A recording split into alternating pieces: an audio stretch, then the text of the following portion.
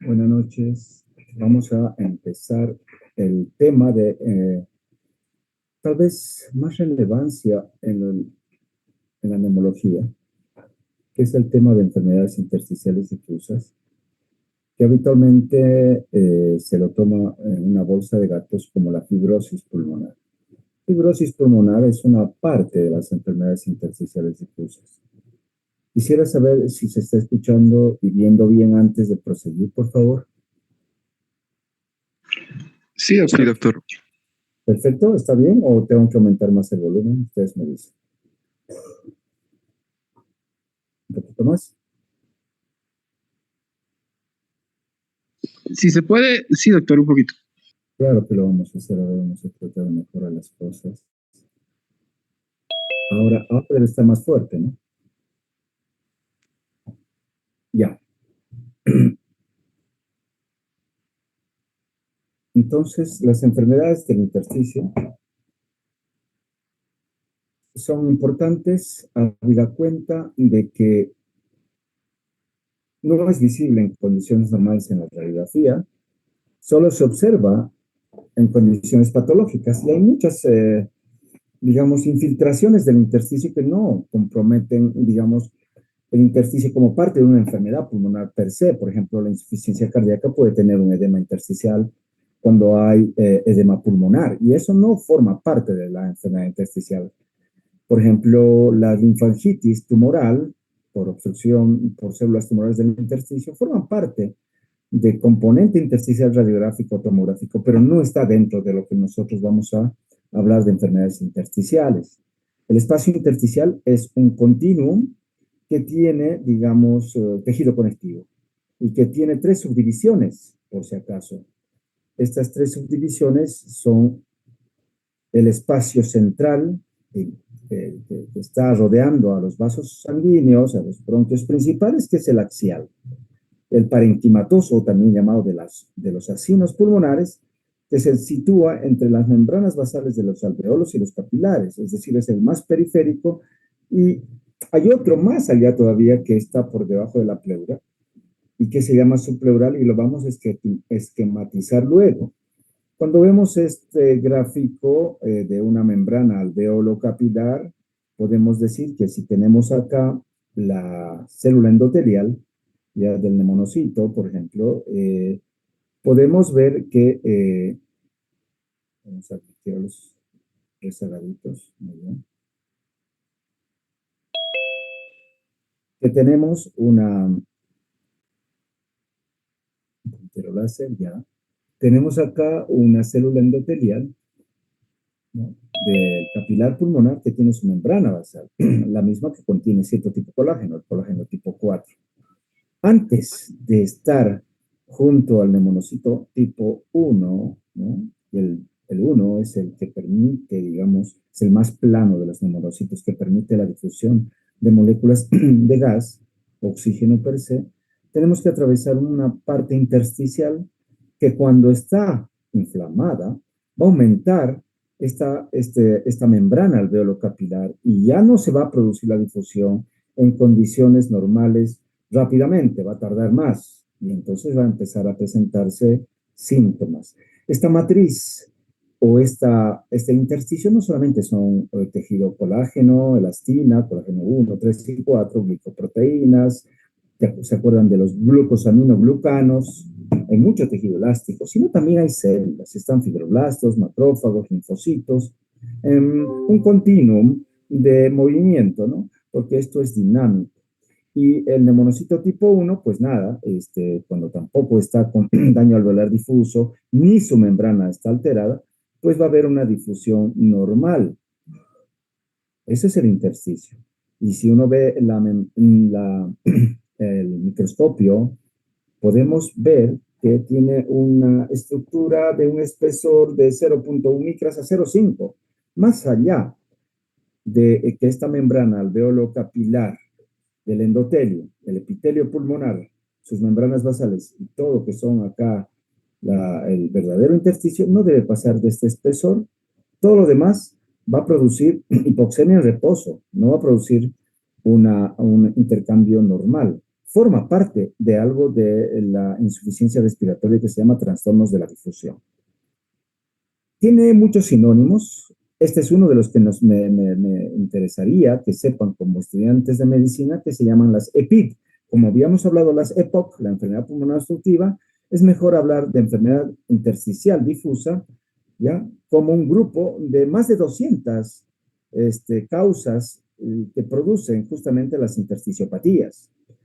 La enfermedad fibrosante progresiva es un fenotipo, ya lo vamos a ver al final.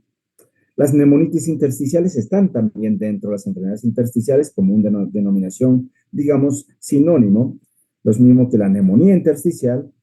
La fibrosis pulmonar idiopática, esto ya es una parte de la enfermedad intersticial y no es lo que debería llamarse como EPID, porque es una parte. Lo mismo que la alveolitis fibrosante criptogenética o no específica, como quiera llamarse. Entonces, estas, que le pongo una X, no están dentro de las sinonimias de las EPID. ¿Cómo se definen las EPID?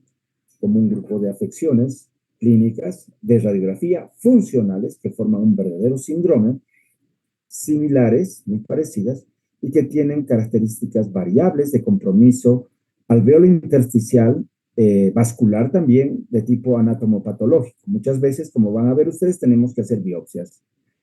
La mayor parte de los procesos, además de afectar el intersticio, comprometen espacios alveolares, bronquiolos, vasos sanguíneos, linfáticos, y si nosotros nos vamos a revisar un poco la fisiopatología, vemos que el intersticio es todo lo que está más o menos en la membrana alveolo-capilar y que por difusión, por diferencia de presión, hay el pasaje de un lado al otro del oxígeno y del dióxido de carbono. Si esto está engrosado, vuelvo a repetir, va a tener hipoxemia. Y la hipoxemia no va a ser de golpe súbita. Esta, a menos que sea un distrés, esta va a ser de tipo progresiva. El paciente, por lo tanto, va a empezar a tener disnea progresiva. Cuando uno va a revisar los tipos de intersticio que les decía central, peribroncovascular, este es el peribroncovascular con haces centrales que acompañan a los bronquios de bronquiolos, arterias, venas pulmonares centrales, llegan al lobulillo pulmonar y en el lobulillo pulmonar empieza a dividirse en intralobulillar, septos pequeños intralobulillares. Del intersticio subpleural periférico parten septos interlobulillares. Por lo tanto, puede afectarse el intersticio periférico subpleural, puede alterarse el intersticio peribroncovascular, pero también puede el centrilobulillar. Entonces, dependiendo dónde se afecta en este lobulillo pulmonar secundario, que se ve acá, central, centrilobulillar o subpleural, vamos a tener diferentes tipos de manifestaciones, sobre todo imagenológicas. La prevalencia no se conoce, pero se cree, bueno, esto es variable, ¿no? Hay una publicación muy antigua que hablaba de hasta 80 por cada 100.000 habitantes. Hay otras que hablan de mucho menos, de 3 a 6 por cada 100.000. Pero lo que se sabe es que son como más de 200 causas que afectan el intersticio y de las cuales tal vez el paradigma es la fibrosis pulmonar idiopática o también llamado el NIU, que ya lo veremos, se llama usual, pero es una parte nada más, por lo tanto no es su sinónimo.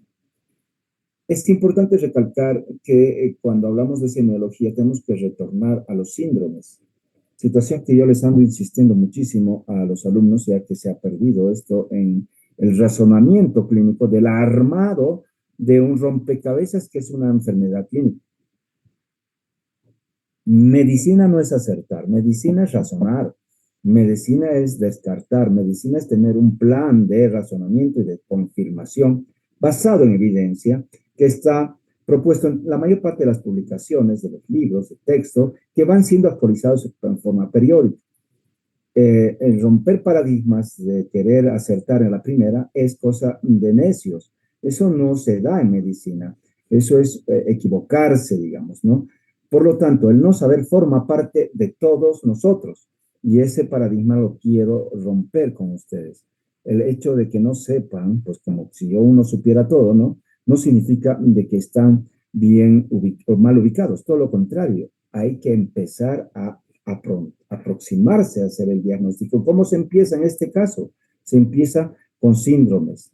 Entonces, el paciente va a tener dificultad respiratoria de esfuerzo progresiva asociada a tos crónica de más de 3 meses, habitualmente seca, y que se asocia a dos cosas importantes en el examen físico.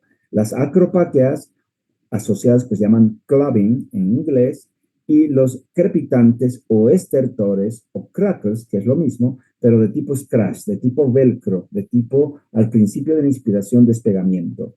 Además, a eso se asocia radiográficamente compromiso en intersticio.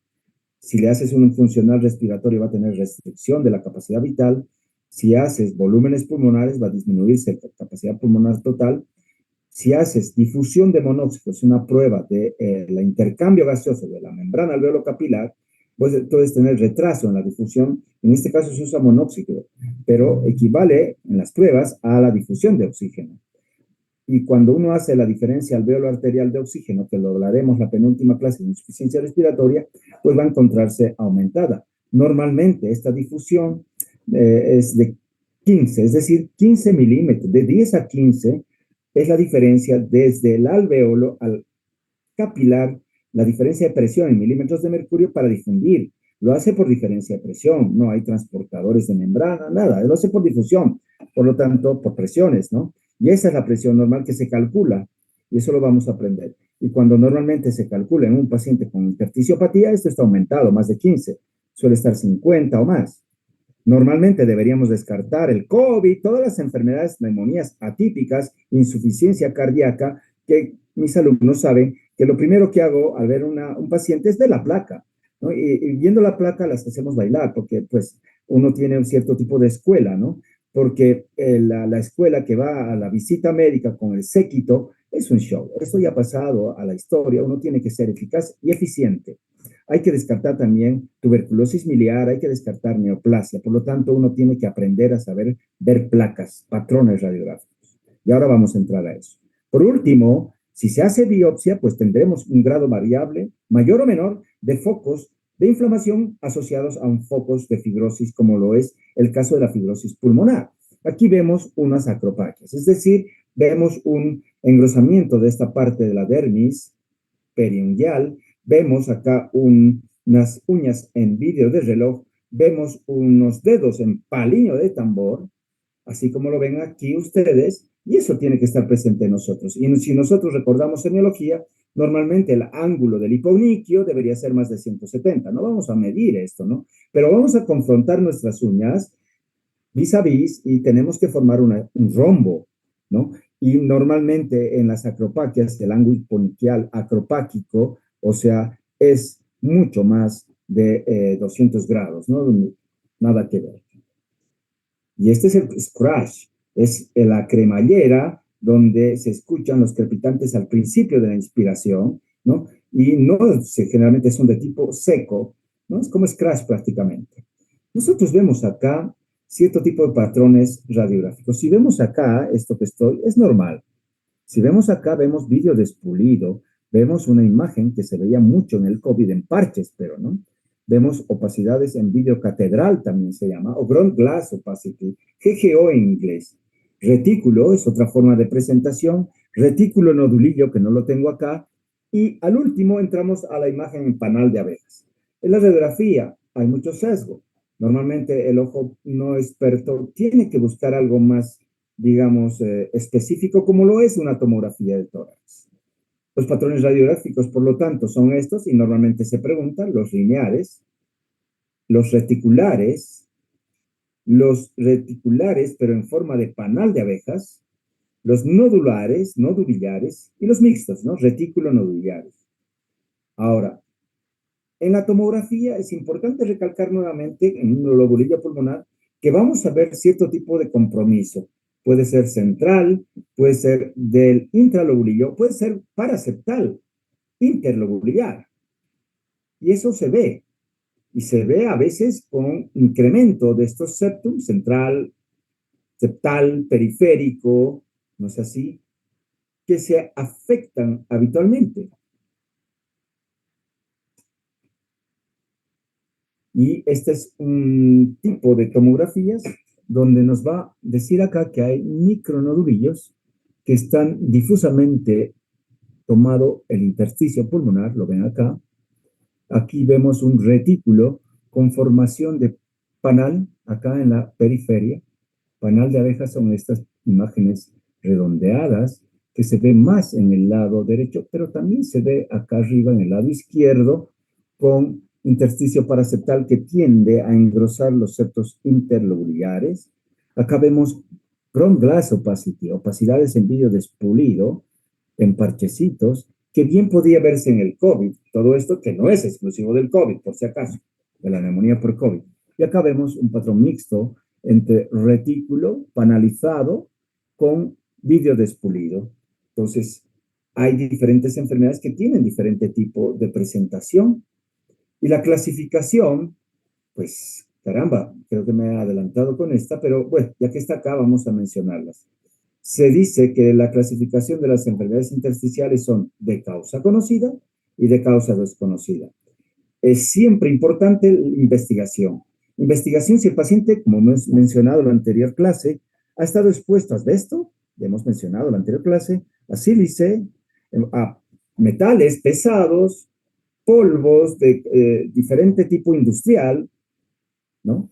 Material particulado, todo esto lo hemos hablado en la anterior clase y no voy a mencionar.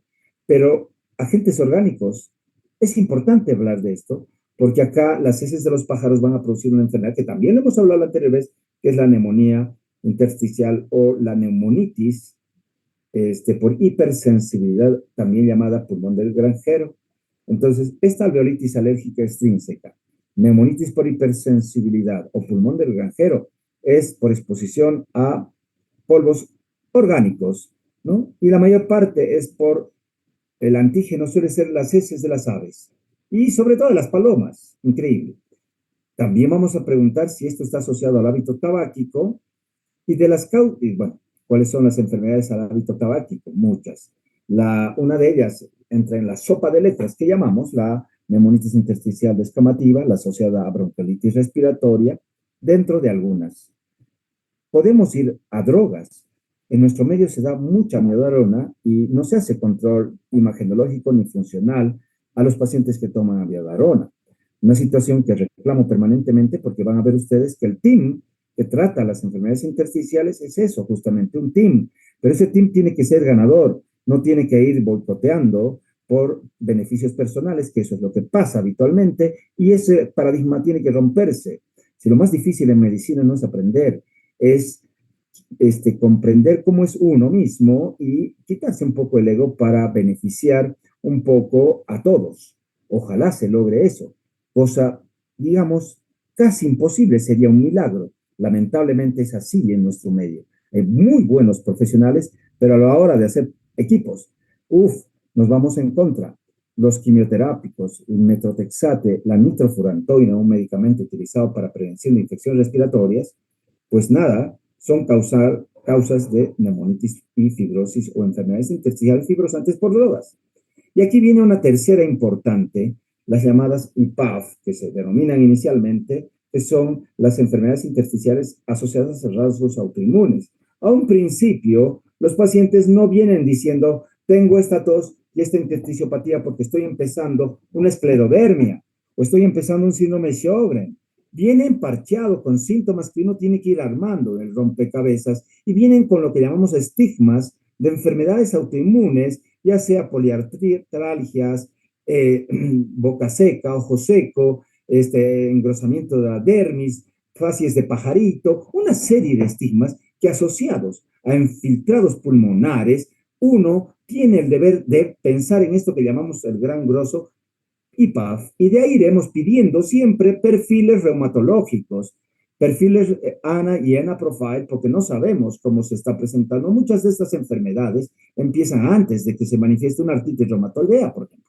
Eso lo veo periódicamente y eso está descrito y muchos de mis alumnos que han estado rotando muy poco conmigo porque son una multitud los que rotan y ya no pueden ver los pacientes, pues nada, ni modo, así está dada la figura, no me queda otra más que ajo, ¿no? A joderme y aguantarme y a aguantar todos ustedes quienes se benefician. No creo que sean todos, sino unos cuantos.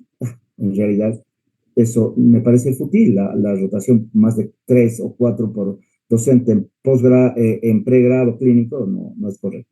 Pero fíjense este otro lado de causas desconocidas, en un montón. Y aquí viene la sopa de letras, ¿no? Primero mencionar que la linfangioliomatosis, cierto tipo de vasculitis, la sarcoidosis, que más bien es una enfermedad granulomatosa, y todas estas idiopáticas forman parte de un gran grupo cuyo representante más importante es la fibrosis pulmonar idiopática, porque hay otras, las no FPI, que están dadas por la inespecífica, la asociada a neumonitis criptogenética u organizativa, las linfocitarias y las alveolitis o las escamativas, también llamadas así. Entonces, son varias las que solamente a veces con histopatología, pero descartando FPI, podemos pensar que puedan ser diagnosticadas de este tipo. Imagínense la cantidad de pacientes que hay. Eso me adelanté, porque en realidad hay que hacer antes, en un paciente que se sospecha intersticiopatía, una espirometría. Una espirometría porque establecen diagnóstico, orientan pronóstico, controlan evolución, monitorizan respuesta a tratamiento, y un examen funcional normal no excluye el diagnóstico de enfermedad intersticial. Uno tiene que ir haciendo siempre todo esto. Chicos, medicina 2 más 2 sale 24, por si acaso. Y hay que ir armando, es un rompecabezas, un cubo Rubik, para ir pensando sobre las bases de este tipo de presentaciones. La espirometría va a dar alteración ventilatoria restrictiva. ¿En todos? No. Hay que ver que a un principio, un 15 a 20% puede ser tener una capacidad vital normal, ¿no ve? Inclusive, en algunas neumopatías como la por hipersensibilidad, histiocitosis X, sarcoidosis, neumonía sinófila crónica y la linfangioliomatosis, pueden dar un trastorno más bien obstructivo. Por lo tanto, si yo les pregunto que siempre va a dar, pues no es siempre. Va a haber un 15% que puede ser normal e inclusive puede haber obstrucciones. Recuerdan ustedes, los que rotan conmigo ven cómo está disminuida la morfología de la curva flujo-volumen con valores que normalmente pueden ser por debajo del 80% de valores teóricos, pero es mejor hablar ahora de valores por debajo del límite inferior de lo que se considera normal. ¿Normal para quién? Para ese individuo que estoy haciéndole la maniobra de exhalación forzada. Un paciente de 1,75, 80 kilos y 60 años. Por darles un ejemplo, ya salen las tablas teóricas predictivas de lo normal, del límite inferior de la normalidad y del límite superior de la normalidad, llamadas Z-score. Pero eso son cosas que se van aprendiendo de a poco. Aquí lo más importante es saber que lo restrictivo habitualmente es por debajo del 80% de lo considerado normal para ese individuo. Con otro tipo de pruebas que se están complementando en nuestro medio, se está haciendo capacidad pulmonar total, difusión, la difusión corregida al volumen alveolar, las hipoxemias en gasometría suelen ser tardías. Yo le pongo el oxímetro a mi paciente, que inclusive tiene claving, y está saturando 90-92%, pero yo me fijo y está respirando 30 respiraciones por minuto. Por lo tanto, este paciente está compensando y no me he dado cuenta. ¿Por qué? Porque el signo vital olvidado es la frecuencia respiratoria. Está taquipneico y no lo sabías. Tú te fijas solamente en la oximetría de pulso como autómata y no hay que ser así. Entonces uno tiene que ir sospechando esto, viendo no solamente la saturación, hay que ir viendo el trabajo respiratorio, la frecuencia respiratoria, el uso de músculos accesorios, etcétera, etcétera. Tenemos la difusión que se saca con gases arteriales y lo veremos luego. Y si tenemos la posibilidad de hacer un test de caminata, se hace. La difusión no es nada más que una prueba como la espirometría, donde se valora la transferencia de gases desde los espacios aéreos hasta los capilares pulmonares. Hay equipos como este, el Easy One Pro. Miren acá, yo todavía estaba bastante joven, creo, ya. Esto data prepandémico, la pandemia nos ha acabado y también nos está acabando los que toman decisiones en el país por el odio intestino que tienen hacia los profesionales y sobre todo a los que más o menos quieren ser parte de la solución. Entonces, ¿qué se hace? Una maniobra de capacidad, se llama breathing holding, se hace una expiración y luego se inhala rápidamente en un tiempo rápido de 2 segundos hasta un tiempo que se llama holding, una pausa, ¿no? En 2 segundos inhala rápidamente el volumen que te exhala el aparato.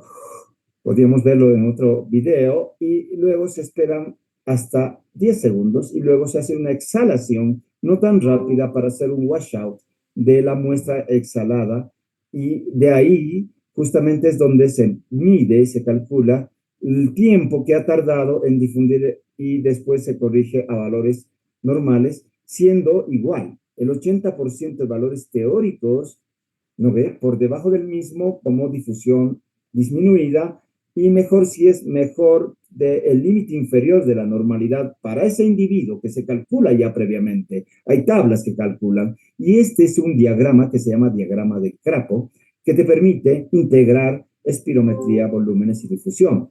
¿Qué vamos a tener? Vamos a tener una espirometría que te va a hacer el cálculo inicial de si hay obstrucción, que es lo primero que tiene que verse. Si no hay, vamos a ver la capacidad vital. Si esta está baja por debajo del límite inferior de la normalidad, hago capacidad pulmonar. Si esta está baja por debajo del límite inferior de la normalidad, estoy ante un proceso restrictivo seguro. Y a esto le tengo que poner un apellido. ¿Mi difusión está normal o está baja? Si mi difusión está normal, probablemente mi problema sea de caja torácica, un trastorno, digamos, de un paciente con escoliosis, pero si mi difusión está baja, definitivamente estoy hablando de una restricción de tipo enfermedad intersticial difusa. Si no tengo esto, hago el test de caminata. El test de caminata de 6 minutos está indicado en las enfermedades intersticiales difusas que tiene una correlación con también la difusión alterada. El paciente con enfermedad intersticial difusa tiene una hipoxemia inducida por los 6 minutos y a mayor compromiso del intersticio, menor caminata va a tener para insaturar al paciente. Normalmente debería caminar por lo menos más de 500 metros sin que en esos 6 minutos baje la saturación por debajo de 5% del basal. Sin embargo, una prueba que se va midiendo minuto a minuto de una caminata va a inducir hipoxemia porque va a hacer circular el eritrocito por la membrana alveolo capilar más rápido. Y por lo tanto, el tiempo de transferencia del oxígeno, que debe ser inmediato, de que empieza normalmente el ciclo de difusión, va a retrasarse y muchas veces vamos a inducir la hipoxemia y no va a poder caminar los 6 minutos sin que insature. Entonces, la sospecha diagnóstica se hace ante este paciente que tiene síntomas, que suele tener hipoxemia en reposo, ¿no? En reposo este paciente estaba bien, por ejemplo, pero cuando le hago un test de caminata, después me baja más de 10 puntos, o en test de caminata la saturación en 6 minutos baja más de 5 puntos, o camina menos de lo esperado para él. Y mi espirometría me muestra un trastorno restrictivo, donde mi relación de tífeno está normal, pero mi capacidad vital forzada está por debajo del 80, en este caso 63%. ¿Qué más veo acá? Un compromiso de tipo intersticial y parece mixto, parece reticular y parece acá que tuviera áreas en vidrio despulido. Cuando tengo este paciente, ¿qué tengo que hacer? Afortunadamente, el advenimiento de las tomografías de alta resolución nos van a resolver el problema. Entonces, yo voy a tener una disnea inexplicada, progresiva, tos crónica, una placa anormal, una hipoxemia inexplicada, sobre todo inducida por el test de caminata de 6 minutos, con una restricción medida por espirometría. Tendría que ser diagnóstico diferencial, claro. ¿Cuántas veces vemos pacientes con insuficiencia cardíaca que parecen tener componente intersticial? Y a veces lo tienen. Es increíble ver pacientes cardiópatas que además tienen neumonía atípica. Acabamos de ver un paciente que tenía una neumonía atípica, ¿saben por qué? Por bordetella parapertussis. Básicamente estoy hablando de tosferina. Y tenía tos, sí, pero no una tos coquelicoide. Este paciente ya tenía tos de más de un mes y hizo una neumonía atípica y tenía tos seca, pero también tenía sobrecarga de volumen y se superponen estas cosas. Y mejora con el tratamiento antibiótico, con el tratamiento de la insuficiencia cardíaca. Esto no puede ser una enfermedad intersticial. Las neumonías atípicas no están dentro de considerar una enfermedad intersticial, ¿no? Sobre todo de estas que estamos hablando. Igual que una tuberculosis miliar igual que una neumonitis por inhalación. El otro día hemos hablado de la neumonitis de los que trabajaron en las Torres Gemelas, los bomberos, ¿no? Estos no. Esto, igual que un paciente que tiene cáncer y tiene diseminación linfática, no está dentro de las enfermedades intersticiales. Entonces, tengo acá un paciente con edema agudo pulmonar, cardiomegalia, redistribución de flujo, acá parece tener una neumonía, puede que la tenga, o puede ser un edema mixto intersticio acinar. Acá tengo una neumonitis por pneumocystis jirovecii o antes llamado Carini, en un paciente portador del virus VIH, el PBBS, y por lo tanto estamos ante una infección en inmunodeprimido, una TB miliar, una linfangitis carcinomatosa, no está dentro de lo que consideramos EPID. ¿Qué tipo de PID? Según Du Bois y Costabel, tienen este tipo de diferenciaciones. Las asociadas a enfermedades del tejido conectivo o las enfermedades se llaman autoinmunes, las secundarias a drogas, ya les mencioné amidadarona, nitrofurantoína, metotrexato, entre las más frecuentes, la exposición ambiental, orgánicas, neumoconiosis inorgánicas, pulmón de granjero, las granulomatosas, sarcoidosis que afortunadamente no tenemos en nuestro medio, acá viene el problema, las idiopáticas y las primarias o no clasificadas. Ya hay este tipo de situaciones, fíjense las clasificaciones, si son más de 200 las causas, uno podría decir, las que están en rojo son las más frecuentes y las que tenemos la obligación de tener una gran diferenciación, por lo menos inicial, porque el tratamiento es diferente y el pronóstico es diferente. Entonces vemos que hay más de 200 entidades diferentes. Tenemos que hacer una historia clínica adecuada. Fíjense las causas desconocidas, cómo ha ido evolucionando. Todo esto llamamos la sopa de letras. 1970, 1997, empezamos con Lieber Carrington, después con Kansen, y vamos a la 2002, clasificación de la European Respiratory Association, donde tenemos la usual o idiopática, la descamativa, la neumonía aguda, ¿no? Rápidamente progresiva, o también, se me ha ido el nombre, la inespecífica celular o fibrótica, la neumonía organizativa criptogenética y la linfocitaria. Bueno, acá por otro lado aparecía la asociada bronquiolitis respiratoria. Y aquí vemos esta clasificación que ha tenido una nueva actualización, pero esta es la que más se utiliza. Entonces, si nosotros vemos que tenemos de causa no conocida, ¿ya? De causa idiopática, de enfermedad granulomatosa y otras raras. Estas, las idiopáticas, hay que diferenciar desde la UIP y las no UIP. UIP, ¿por qué? Por usual. Neumonitis intersticial usual. No UIP son todas estas, las descamativas, las agudas, las inespecíficas, las asociadas a bronquiolitis respiratoria, las neumonías organizadas criptogenéticas y las neumonías intersticiales. ¿Cómo poder saberlo? La mayor parte de estas no corresponden a esta. Y tendría que hacer biopsia. Muchas veces sí, o un lavado broncoalveolar. Por lo tanto, esto es histológico. Entonces, uno tiene daño histológico y de acuerdo a eso va a ser el diagnóstico. Está actualizado esto, pero no quiero complicarlos más. El 2013, ¿ya? Por Travis, ahí quedamos. Pero es importante mencionar que las más importantes que les he dicho, la usual, la asociada a enfermedades del colágeno y las neumonitis intersticiales por hipersensibilidad, de las que tienen peor pronóstico son las fibrosis pulmonar idiopática y las que no se conocen las causas. El pronóstico de mortalidad a los 5 años es casi el 70%, más del 60%, ¿no?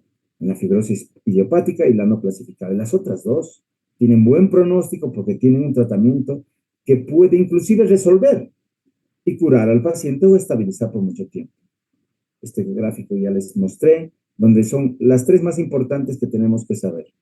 En todos los medios, las por exposición a el material orgánico, heces de aves, neumonitis por hipersensibilidad, asociadas a enfermedades del tejido colágeno y las idiopáticas. De estas 3, en todo el mundo constituyen el 60%. Las demás, hemos hablado de las pneumoconiosis, sarcoidosis y estronquimedio, son lo que queda. ¿Qué tengo que hacer? Laboratorios. ¿Qué tengo que pedir? Ver si tiene eosinofilia, ver si tiene algunos marcadores en sarcoidosis, tenemos hipercalciuria, hipercalcemia, y vamos a ver un perfil ANA y ENA profile donde vamos a encontrar anticuerpos que nos van a orientar a enfermedades del tejido colágeno, que forman parte del 20%, que junto con las otras forman parte de las enfermedades que sí se pueden tratar y tener buen pronóstico. Otras, unas mejor que otras. Las precipitinas séricas en el caso de alveolitis alérgica extrínseca. Entonces, el contexto clínico es importante. ¿Cuánto tiempo de evolución? ¿Cuánto tiempo tiene mi paciente? Y sobre todo los síntomas asociados, antecedentes, fármacos, radiografías previas. ¿Se hace esto en nuestro medio? No. Mis doctores están ocupados un metaverso que se llama el celular, pero no es para buscar información. No sé para qué es. Yo creo que es para huir de la realidad. Chicos, no se sientan mal. Todos estamos en el mismo proceso y todos debemos ir aprendiendo. Lo más importante es aproximarse al diagnóstico. Ya los voy a mencionar. Entonces, a todos los pacientes, historia clínica, examen físico, placas previas, ¿se hizo o no se hizo? Tiene tomografías. ¿Cómo estaba la anterior tomografía? Sospecho que puede ser COVID, influenza, una neumonía típica. Por la clínica, por el tiempo de evolución, cuadro febril, etcétera. Pues nada, tengo que pedir, aparte de lo básico, laboratorio pulmonar, que ya saben que incluye una espirometría, gasometría, test de caminata, evaluación inmunológica, electrocardiograma, y estos dos últimos, haré broncoscopía y lavado broncoalveolar. Ahí vamos a quedar. Tomografía. Miren, estas enfermedades intersticiales difusas, inespecíficas, que no corresponden a una usual, porque ya les voy a mencionar cuáles son las usuales o idiopáticas. Vean estas otras que forman parte de las grandes enfermedades intersticiales asociadas a otro tipo de patologías. Y fíjense que recientemente ha salido una revisión de un cuadro de algoritmo de presentación tomográfica, si es en los lóbulos superiores, si el compromiso es de lóbulos inferiores o no tiene una distribución zonal, si tiene panal de abejas, si tiene engrosamiento pleuroparenquimatoso, si tiene nódulos centrilobulares o no tiene nódulos centrilobulares, si es fumador o no es fumador, si además puede tener compromiso de neumonitis por hipersensibilidad, etcétera. Van haciendo un descarte, un algoritmo que normalmente suele estar y uno va armando con la inteligencia artificial, pero hay que ponerle datos. ¿Cuándo vamos a realizar una biopsia? Cuando los hallazgos tomográficos no son típicos. ¿No son típicos de qué? De neumonía intersticial usual. Usual es la idiopática, que es el paradigma de las enfermedades intersticiales idiopáticas, el 60% lo constituye. Cuando no hay contraindicaciones para el tratamiento, y mejor si lo hago por videotoracoscopia, tomando tan solo una pequeña cuña pulmonar, donde se hace justamente estos puertos, 2 o 3 puertos, y se toma una cuña en 2 o 3 operadores. El lavado broncoalveolar por broncoscopía nos puede orientar, sobre todo si sospecho de una hemorragia alveolar difusa, una neumonía eosinófila crónica, exposición a berilio si tengo la posibilidad de hacer marcadores de linfocitos, TH helper, asbesto, silicosis si es que tengo microscopía electrónica o podría haber partículas birefringentes, cuerpos de asbesto, etcétera, etcétera. Acá podemos ver, por ejemplo, un lavado broncoalveolar donde se pueden ver predominio de algunas células. Acá se ven macrófagos alveolares, un predominio más bien de tipo mononuclear. Y aquí vemos más bien un predominio de células también mononucleares, pero más bien con grandes núcleos, ¿ya? Y cuando uno va viendo el lavado broncoalveolar, digo, me sirve para proteinosis alveolar, me sirve para esteticidrosis X, me sirve para eosinofilias pulmonares, me sirve para sarcoidosis, alveolitis, neumonitis por hipersensibilidad, sí nos sirve acá, porque un lavado broncoalveolar a predominio linfocitario nos va a ayudar muchísimo a la toma de decisiones. En cambio, en una fibrosis pulmonar usual o idiopática, suele haber neutrofilia, no suele haber predominio en el lavado broncoalveolar de linfocitos, y así sucesivamente. Entonces, la principal ayuda del lavado broncoalveolar, que es la biopsia líquida, es excluir infecciones o confirmar coinfecciones. A veces el paciente con fibrosis o con enfermedad intersticial está sobreinfectado. Diagnósticos alternativos. Biopsia transbronquial para descartar más que para confirmar, descartar infecciones, descartar tuberculosis, descartar sarcoidosis, descartar linfangitis carcinomatosa. En la fibrosis pulmonar idiopática no se debe hacer, no es útil. ¿Cómo se hace esto? Se entra con el broncoscopio, con fluoroscopía, se avanza el broncoscopio hacia la zona donde se quiere tomar, se avanza la pinza a través del canal sin llegar a la periferia, generalmente a 1 centímetro, se toman en, varias muestras de BTB, biopsias transbronquiolares, para estudio histopatológico de las áreas afectadas. Lo que se pide es que se tomen más de una zona, o sea, no puede entrar al segmento acá, digamos, anterior del lóbulo inferior, puede ir al segmento posterior del lóbulo inferior y puede ir inclusive, si se trata de una difusa, al otro pulmón a tomar otra biopsia. Entonces tenemos la BTB que tiene rentabilidad diagnóstica bastante variable. Una cosa es hacer una biopsia transbronquial pequeñitas, fragmentos diminutos, ¿ya? Y otra es hacer una biopsia por videotoracoscopía. Pero claro, esto no lo vas a hacer a todos. ¿Por qué? Porque no están sujetos de complicaciones postquirúrgicas. Voy a salirme de acá porque creo que no debería poner esto.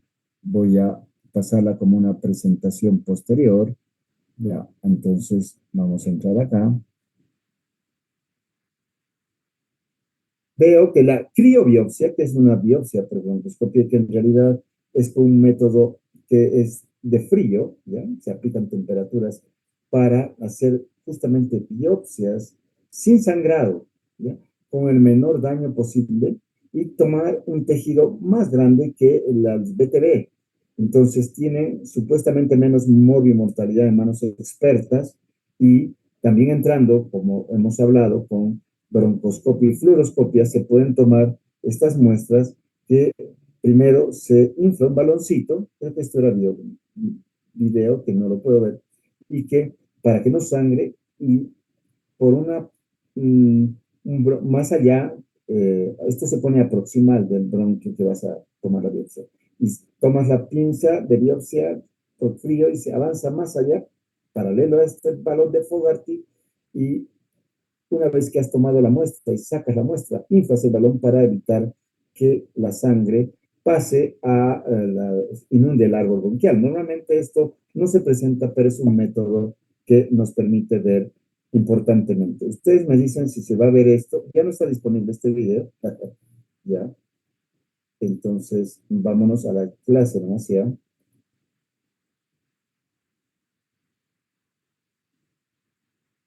Entonces, la criobiopsia en la enfermedad pulmonar intersticial tiene un excelente coste-beneficio y nos ha podido, no tenemos en el medio, estamos en eso, para tratar de hacer justamente el diagnóstico de entre 150 y 200 causas de enfermedades intersticiales, sobre todo las que no cumplen el diagnóstico de fibrosis pulmonar idiopática. ¿Cómo sería el algoritmo? Quería saber si se está viendo.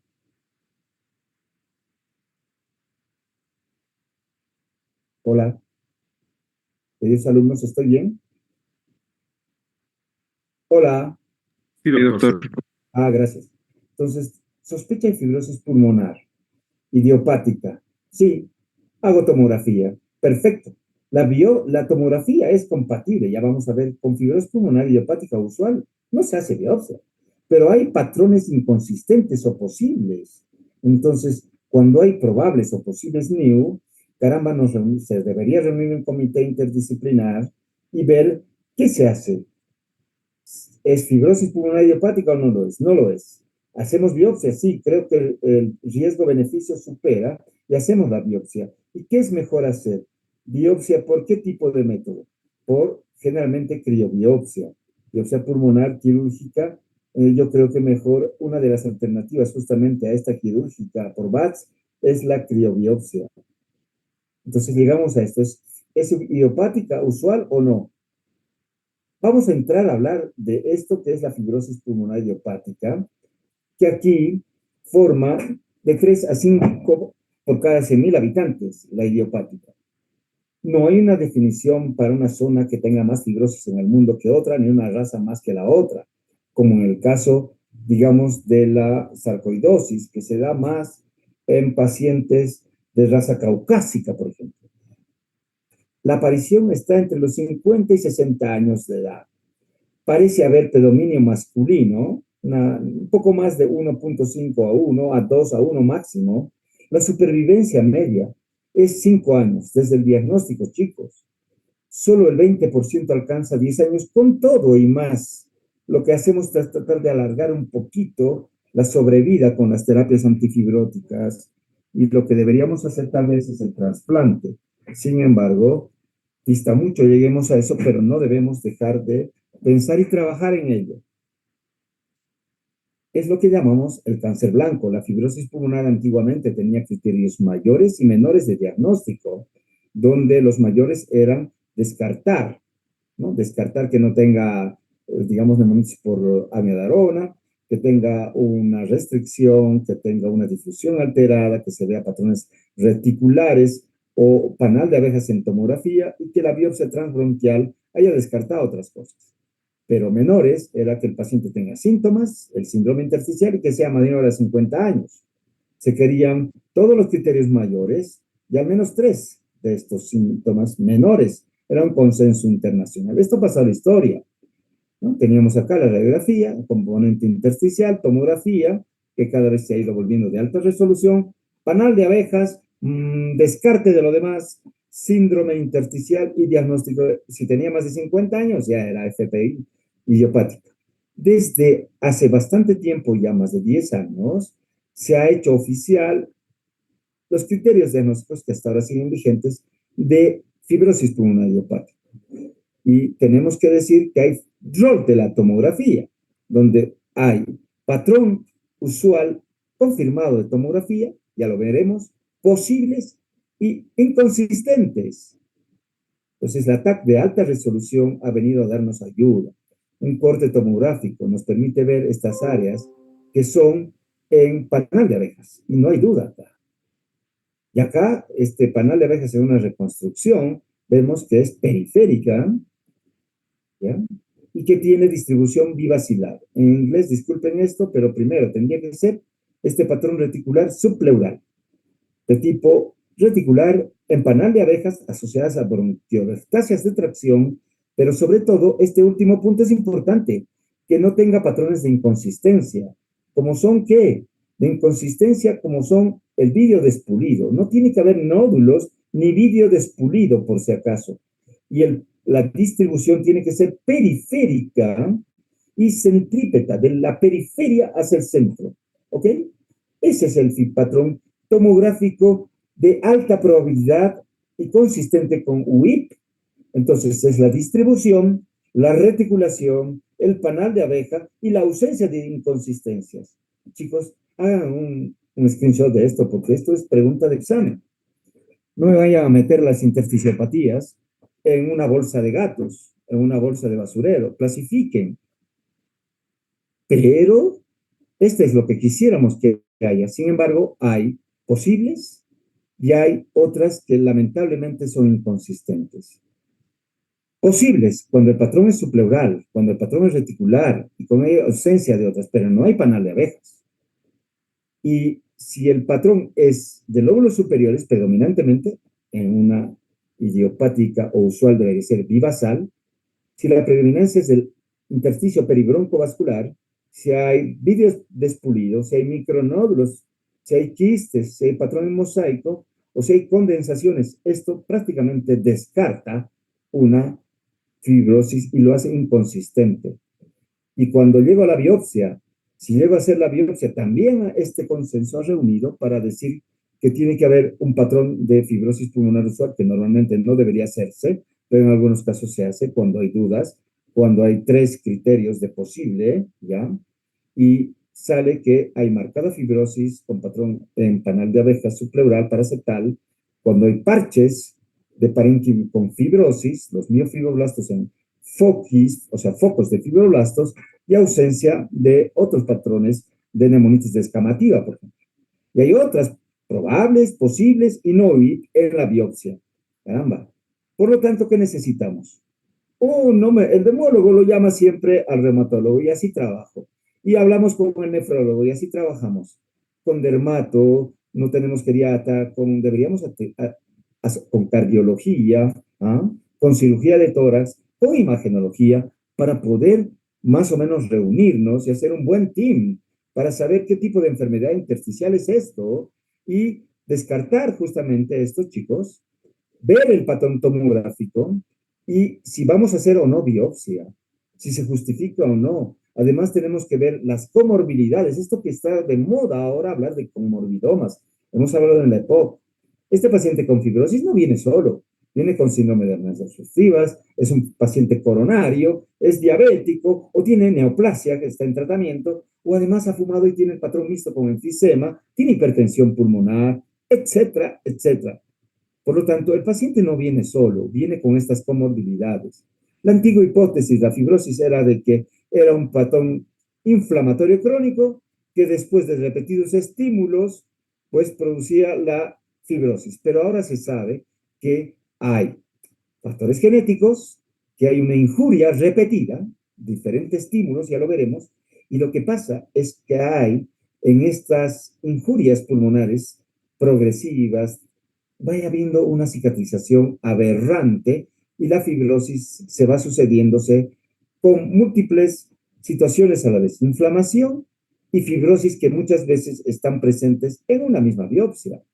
Por lo tanto, los conceptos actuales hablan de que hay un daño epitelial y activación con desequilibrio del balance TH1-TH2, con mucha activación, con mucho estrés oxidativo, y, con proliferación de estos miofibroblastos que se forman en verdaderos focos, ¿ya? Los mismos que irrumpen la membrana alveolo capilar y producen una lesión del epitelio con presencia de muchas sustancias como factor de transformante de crecimiento beta, factor de necrosis tumoral alfa, factor de crecimiento, gelatinasas A y B, metaloproteinasas. Estas van reemplazando y van reemplazando la normal arquitectura por tejido que es más bien irregular, por ruptura de la membrana alveolo, hay mayor estrés oxidativo, desequilibrio en las metaloproteináceas y la revitalización no es normal, es aberrante. ¿Por qué? Porque ya la arquitectura está alterada. Y esto se va sucediendo progresivamente. Y aquí está la fisiopatología, es el mismo cuadro, ¿ya? Entonces, lo que ocurre en la fibrosis es la activación de estos fibroblastos, simultáneamente que también hay células inmunes que están activadas. Ambas situaciones ya son producidas por un daño alveolar de los neumonocitos tipo 1 y tipo 2, que en definitiva van a haber justamente problemas en el metabolismo inclusive del surfactante. Entonces, si nosotros decimos de que hay un daño epitelial, activación de los miofibroblastos, donde hay angiogénesis, formación de nuevos focos de fibroblastos, donde hay una reparación anormal, diríamos que la fibrosis pulmonar es un modo, digamos, aberrante de cicatrización, de injuria progresiva que se va sucediendo en un individuo genéticamente predispuesto. La injuria, daño alveolar, hay factores tisulares, esto va a producir citoquinas profibróticas, factor transformante de crecimiento beta 1 y tumoral alfa, activación de focos fibroblásticos, fibroproliferación desordenada. Estos van a producir angiotensinógeno, apoptosis de células epiteliales. Hay gelatinasas que van a romper la membrana basal, van a pasar estos miofibroblastos al alveolo inclusive, descamando, desorganización de la estructura, para que en final una muestra de autopsia, en este caso, muestre este pulmón que es panala. Esto llamamos panalizado. Termina el paciente con pulmones duros, fibróticos. Escuchen bien, esto se llama cáncer blanco. Es un desastre. Cuando encontramos esto en nuestros pacientes, realmente, pues nada, nosotros no Quisiéramos ver a estos pacientes y lo hay cada vez más. ¿Saben por qué? Por muchos factores hereditarios, injurias microscópicas, el medio ambiente es una de ellas, el reflujo de ácido clorhídrico es una de las hipótesis más fuertes que tienen como injuria progresiva. No es que el paciente tenga que tener acidez, gastritis, no, no. La injuria es microscópica, la aspiración es microscópica y la injuria es lenta y progresiva. Lo mismo que lo hacen los contaminantes atmosféricos. Yo me he muerto por la contaminación Cochabamba. No, te has muerto a lo largo de varios años, chico. Y los virus gatillan al final las cosas, ¿no? Los virus son los que gatillan habitualmente, mismo el COVID y otras virosis tantas son los que inicialmente gatillan todo esto.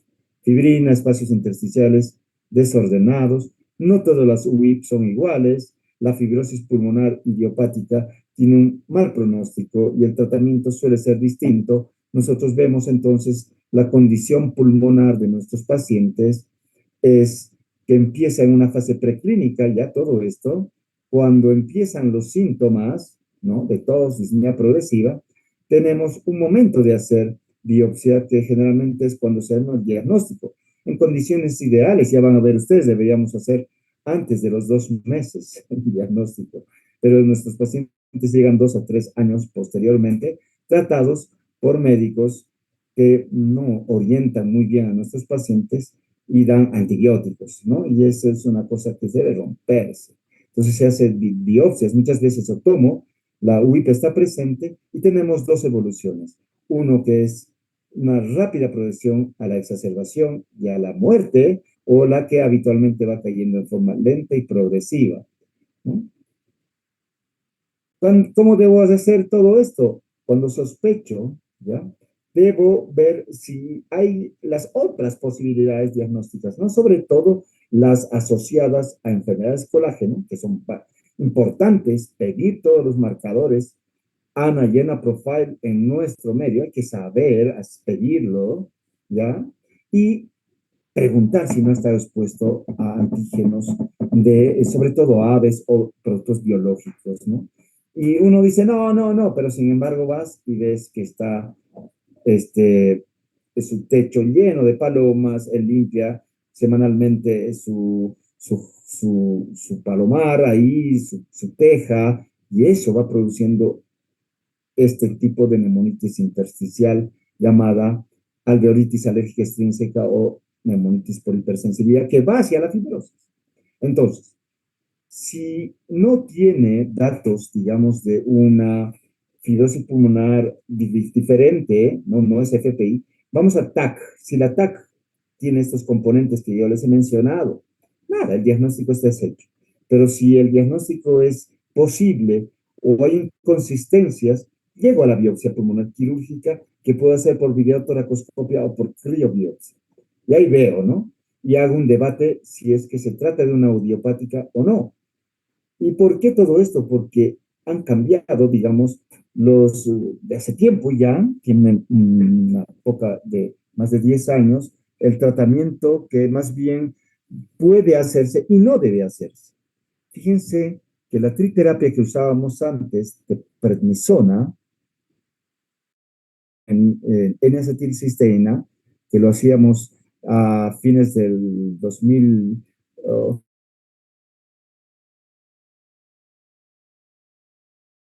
más evidencia en contra. No debemos usar esto porque se produce más bien infecciones y no se ha visto que mejore el pronóstico.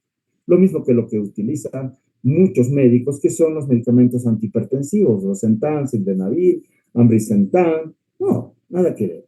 Lo que sí se está viendo, ya, que son, de acuerdo al estudio ASCEN-1, ASCEN-2 y el Impulsis 1 y 2, son estos dos antifibróticos basado en una serie de pacientes que lo que hacen es retrasar un poco, con efecto positivo en el retraso de la caída de la capacidad vital y la muerte, ¿no? Esos son dos de los gold standard de los estudios de este ASCENT de la pirfenidona y el impulsis del nintedanib, que aquí está el estudio de la pirfenidona, que es un inhibidor del factor transformante de crecimiento beta, básicamente es un antifibrótico y se debería utilizar enfermos fibróticos con enfermedad leve y moderada. ¿Qué significa? Que la capacidad vital esté por encima del 50, idealmente 60%, y que su difusión, ¿ya?, no esté por debajo del 30% y que pueda caminar 6 metros sin que insature más del 90%, por lo menos más de 50 metros.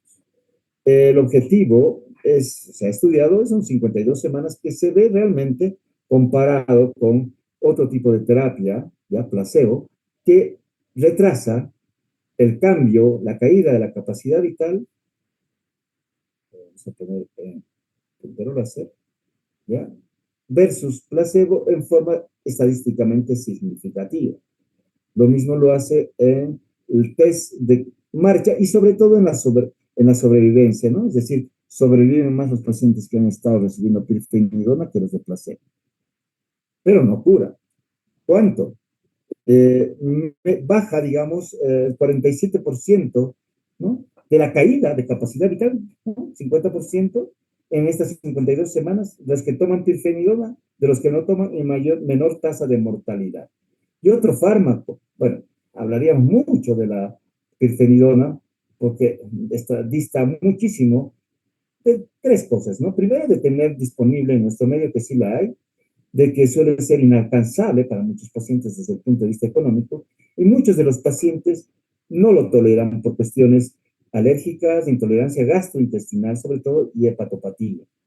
Hay otro medicamento antifibrótico, que es el inhibidor de tirosina ITK, que está dirigido a múltiples receptores de factores de crecimiento, y con los estudios Impulsus 1 y 2, con 1.600 pacientes tomando 2 tabletas de 150 miligramos, se ha alcanzado, en enfermos también leves y moderados, que tengan capacidad vital más del 50%, y difusiones que tengan más del 30%, disminución de la declinio, la caída de la capacidad vital y por lo tanto de la mortalidad. Lo mismo que en el otro estudio, este Impulsus 1, muestra que 2 veces al día tiene menor declinio de la capacidad vital que el placebo, y también tiene menor, ¿ya?, en los dos, en el 1 y el 2, y también, sobre todo más que esto, es en la función pulmonar, y es más tolerado. La diferencia absoluta no es grande, pero para un fibrótico lo hace importantemente. Es de 125 ml con respecto al placebo. ¿Cuáles son los efectos colaterales?